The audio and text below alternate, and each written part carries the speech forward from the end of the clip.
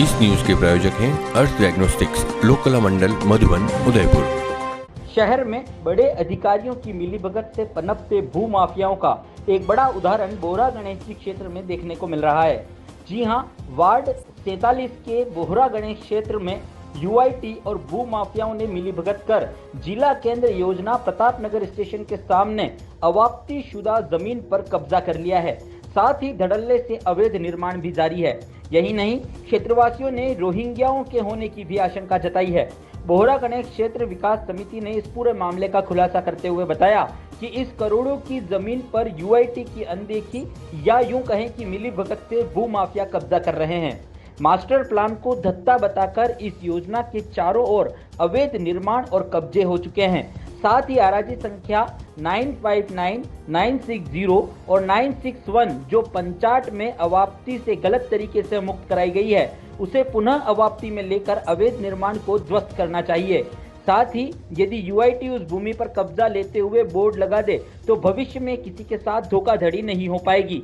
इस पूरे प्रकरण में समिति द्वारा प्रशासन से कई बार गुहार लगाई जा चुकी है, लेकिन अब तक गहरी नींद में सोए यूआईटी के अधिकारियों द्वारा इस पर कोई कार्रवाई नहीं की गई।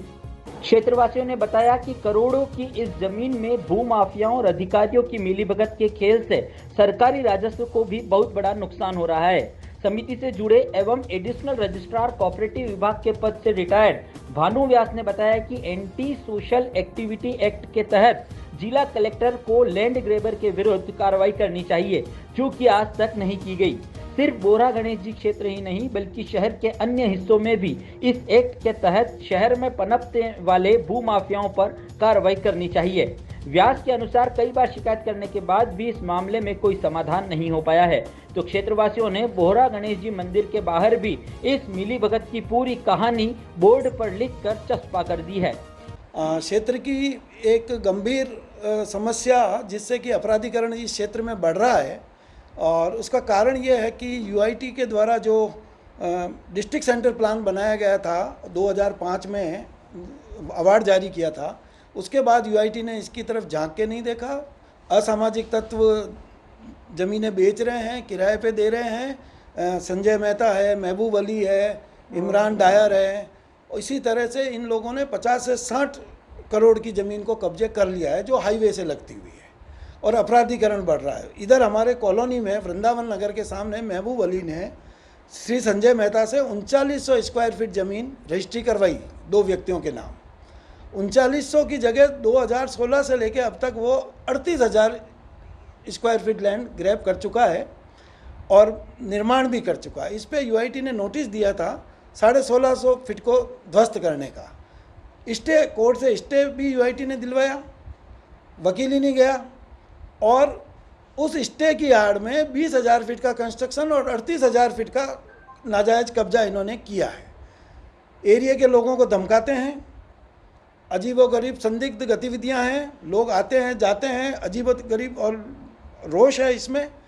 और इसके अलावा इस पूरे एरिया में होस्तवाल नगर से धूलकोट तक कोई सड़क ही नहीं है। ये प्लान इन्होंने बना दिया, एग्जीक्यूट कर नहीं रहे हैं। आसपास की 15-20 हज़ार की जनता बहुत दुखी हो रही है। रोज़ एक्सीडेंट होते हैं। अगर आपको सुंदरवास में है, वहाँ से नहीं निकले तो आपको धूलकोट से ही निकलना पड़ेगा हाईवे के लिए।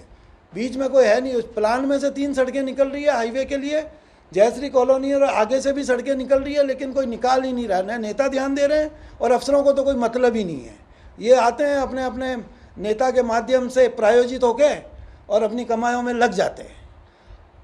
आज मैं प्रशासन से एक प्रश्न पूछना चाहता हूँ कि जब 2006 में एंटी सोशल एक्टिविटी एक्ट लागू हुआ है और जिसमें लैंड ग्रैबर्स के ऊपर पूरे प्रावधान दिए हैं, तो इस एक्ट के लागू होने से आज तक 15 साल में उदयपुर में लैंड ग्रैबिंग के हजारों केस हुए। रोज़ मुकदमे होते हैं, रोज़ गिरफ्तारियां होती है।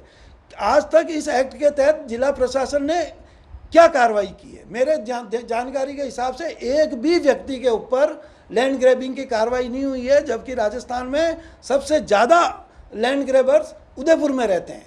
सारी 1.5 नए यूआईटी ने कोई प्लान किए हैं, 1.5 2-2 बीघा की ज़मीन की कॉलोनियाँ कट गई है, आपस में सड़क नहीं मिलती, चौराहे सकड़े हैं, एक्सीडेंट होते हैं। बड़ा अजीबोगरीब हाल हो गया है, और ये उदयपुर के जनप्रतिनिधियों की देन है। जो आज 20, 25, 30 साल से अपने आप को तमगा लगाए घूमते हैं कि हम ये कर लेंगे, हमने वो किया, मैं उनसे पूछता हूँ क्या ये उदयपुर है? आपने ये उदयपुर बनाया? आपने अपने बच्चों के लिए, भविष्य के लिए इस अपराधीकृत उदयपुर को देंगे? क्या तमाशा कर रखा है? और इसके बारे में हम एकत्रित होकर, मेरा तो उदयपुर की जनता से और जो भुक्तभोगी लोग हैं, आप आइए, हमारी समिति से संपर्क करिए। हमने एक अभियान चलाया, हमारी ज़मीन और ये जो गड़बड़ हुई है वो तो हम सुधरवाएंगे ही, हर हालत में सुधरवाएंगे। और आपको भी, जो इन संस्थाओं से जो आप दुखी हो रहे हैं, आपको उनकी सेवाएं नहीं मिल रही है, बल्कि सेवाएं क्या है कि ये तो लूट रहे हैं आपको। और जब तक ये चीज़ें व्यवस्थित नहीं होगी, हम सामूहिक रूप से हमें लड़ना पड़ेगा, हमें ही आगे आना पड़ेगा। ये कोई कुछ नहीं करते हैं। रोहिंग्या वाली बात कही थी आपने। हाँ, मैंने कही है, बिल्कुल इस तरह के लोग सामने, यहाँ 30-40 लोग तो यहाँ सामने रहते हैं, काम करते हैं। इधर इन्होंने मदरसा और एक धार्मिक स्थल बना रखा है, और उसमें 30-30, 40-40 लोग रहते हैं। उनकी वेशभूषा ही अलग है। वो इधर नॉर्दर्न इंडिया के हैं ही नहीं। रोज नए लोग नजर आते हैं, और इनमें ऐसे भी आते हैं। इसकी प्रशासन जांच कराए, कौन आ रहे हैं, कौन जा रहे हैं, क्या हो रहा है, क्या नहीं हो रहा है। और हम लिख के दे रहे हैं साल भर से, तो कोई झांक के देखने को तैयार नहीं है।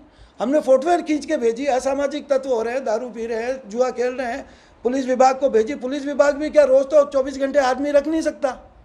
यूआईटी को आखिर इतनी शहर के बीचों बीच इतनी करोड़ों, 500-700 करोड़ की भूमि है, उसकी सुध लेनी चाहिए, और अपराधीकरण से इस एरिया को मुक्त कराना चाहिए, अच्छी तरह से कनेक्टिंग जोड़ना चाहिए। और इनको, जो लैंड ग्रैबर्स हैं, उनके विरुद्ध एक्ट के तहत कार्रवाई करते हुए इनके द्वारा जो अवैध कब्जे किए हैं वो हटाना चाहिए। और यही सारी बस्ती का और सारे हमारे आसपास के 15-20 हज़ार लोगों की जो बस्ती है, उनका ये कहना है। और नहीं तो ये गंभीर रूप भविष्य में लेगा।